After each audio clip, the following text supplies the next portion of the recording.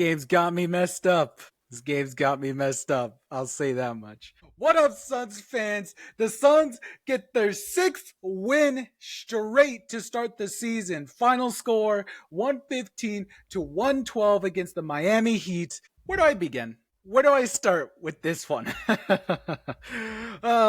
Suns win, sixth straight win to start the year. Other than that Lakers game, second game of the season, the Suns are hot. And speaking of Heat, the Suns outlast the Heat, and we come out with another win. I don't know why. I've come on to the show multiple times, and I've said multiple times, I trust this Suns team this year. I trust them with their ability to fight back. But they got me really hoping here in the third quarter. Which is funny because the third quarter was actually like our massive turning point. So the Heat, tough matchup. I did not know before going into this game they were fifth in 3-point shooting. So that was a new challenge. The Suns got 43 shots up. 41.9% according to the stat sheet. It didn't feel like it, definitely in that third quarter. Things got rough in that third quarter. We'll be getting more into individual just kind of performances in a bit here. You know, the fact that Miami is a 3-point shooting team and we beat them in their own game just really goes to show another aspect to this team that we could just jack up 43s, still come out with the win. And, you know, I really think we're sticking to what Coach Bud what he's been saying, what he wants to have this team at. Said multiple times in post-game interviews, he wants this team to be versatile, both defensively, offensively. So we're really starting to see the Suns become this versatile team that we're just able to get up all these threes, but also lock down defensively. Defensively might be a stretch because, I mean, the Heat still got 13 threes up.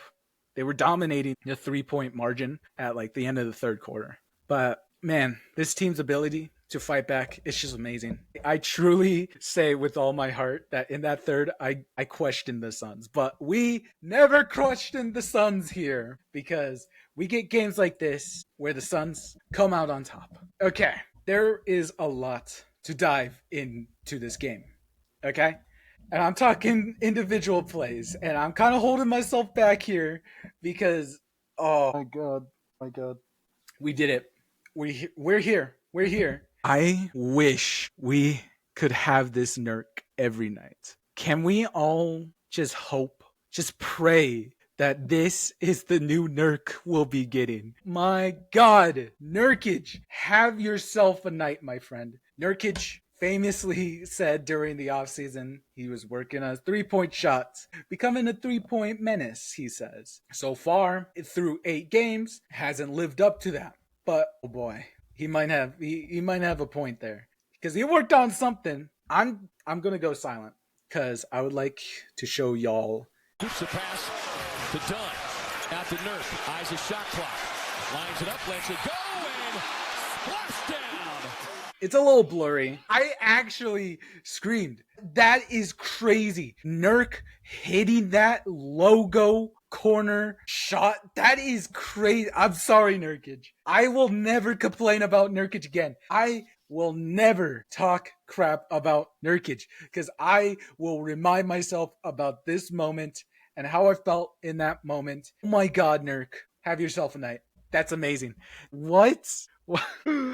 3 of 3 from 3-point line. What's really funny is that before this game, I saw a tweet that was saying Nurk was 4 of 19 this season on attempted threes and made threes. So he's only made 4 before this game. This night he went 3 of 3. And he is quoted here saying, "I wish I was not having setbacks, but I am going to keep shooting more open shots and good threes. Sometimes I will shoot more, sometimes less, but as long as I'm open, having those looks, I'm going to definitely take them." Now, he's not wrong at this point because all those 19 shots that he has taken from 3, I would argue they were good-looking shots. If those shots were for Ryan Dunn or if it was for KD, definite knockdowns. But, you know, Nurkic, not the greatest. He's more league average in 3-point shooting. And then we have nights like this where he's 3 at 3. All of those were open. He just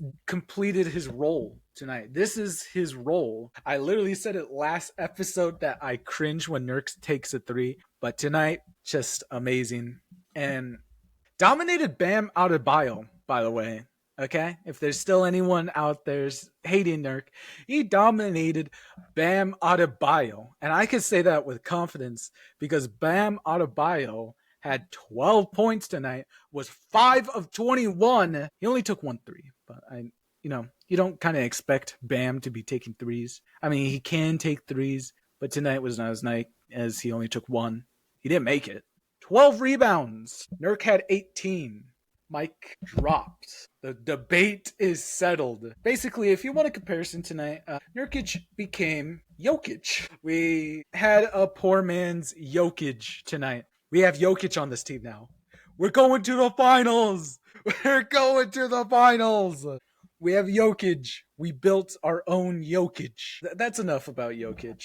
Or not Jokic, what? That's enough about, yeah. You know what? Yeah. Compare him to Jokic. That's enough about Jokic tonight. MVP season for Nurkic. Talking about awards here, are we not going to talk about KD being on the clutchest player of the year? I haven't been paying attention to much of the league outside when they face the Suns, or if there's just like a clip, if there's like a crazy highlight, then I'll maybe see it. So I haven't seen much from other teams other than highlights. But is Kevin Durant just not gonna be? I feel like he's making a case for himself to win clutchest player of the year tonight. Not tonight, but just in general. This man has been crazy. I'm wearing the KD jersey again tonight because KD is freaking KD.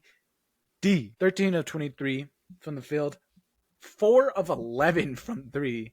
He really took a lot of threes tonight. And ended the night with a 32 piece. He had 6 turnovers. But man, KD, he was great in the first 3 quarters. But once we get to the 4th, KD becomes another monster. I don't know what it is. He had a clutch block. He had clutch threes. He was 4 of 11 this whole game. That's not amazing shooting numbers, but I'm pretty sure 2 of those made threes came from the 4th. This guy's amazing. And just even down the stretch when the Suns barely had a 1 possession lead, KD kept going. They kept giving the ball, which they had Tyson facilitate, by the way. They had him, coming off the pass, and KD just getting into a spot, get in the mismatch, and swishing buckets. Clutch. All right, enough said. Let's get it. Let's have KD get the most clutchest player of the year reward. KD's just playing at another level, dude. He's amazing. Durantula. It's literally gotten to the point where I've noticed this from last year, the games where they had like a pretty close game, KD, whenever he goes into the free throw line at clutch time, he is not missing from that free throw line. I'll probably clickbait this, but I would actually bet my life on KD hitting clutch free throws. That is how sure I am about KD being clutch. He just hits those. I feel fully confident. I mean, sure, you could say that about any NBA player. Probably not Paul George. Just, wow. Games in the clutch, give it to KD. And that's why we're on this 6-game winning streak. Titus, we touched on him a little while I was going on those 2 rants. Another kind of iffy game. He had a 3-pointer, 1 of 3, 2 of 7. I mean, we don't need him to be a scorer, so it's fine. So he had 8 assists. He had 1 turnover, though. I mean, the Heat defense, really pretty crazy. Their length was messing us up all night. Holy crap. Yeah, the Heat had 12 steals on us. We had 16 turnovers, and they had 12 steals. They were just jamming up everything in that first half. That was messy. The second half has been so fun. It's been just kind of have fun in the first, whatever, game in the second half.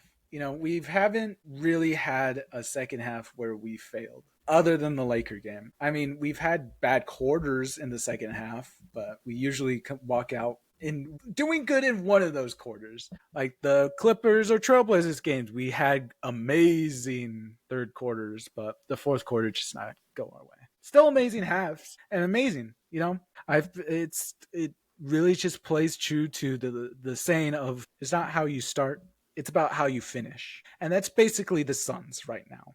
Cause whatever, we don't dominate them in the first half, but we have always come back. So Tyus Jones, nice. We got him what he came in and did what he was supposed to do. Great job. Bill also had a quiet night. Didn't see much of Bill tonight, other than a freaking block. Holy crap. Ryan had a good opportunity for a left-handed shot. Bradley Beal with a chase down. I don't know who he blocked tonight, but Bill just impressing us with like amazing defense. Bill has been a pretty good defender. He really learned his lesson against that Steph Curry 3 last season because Bill, pretty good just perimeter defender. I like what he does out there. Sometimes he fails, but I feel like he's a really solid defender out there. You know, he was 3-9 from the field, and he hit 1 of 4 threes. One of those threes were during the most clutch moments of the fourth quarter. Again, here we are. Suns just being clutch again. This team's really different when it really matters. But Beal, pretty good night. 2 blocks, 2 steals. Amazing. Great. Booker, now there's a reason I'm not wearing a Booker shirt tonight, is because this man he stinking up that court the first half. I don't really like to hate on Book that much because he's the franchise cornerstone, but you know, definitely tonight he needs to hear some of this criticism every now and then just to keep his head screwed on tight. 9 of 17, 2 of 7 from 3. What are you doing, Book, out there? Be a role player or be a star.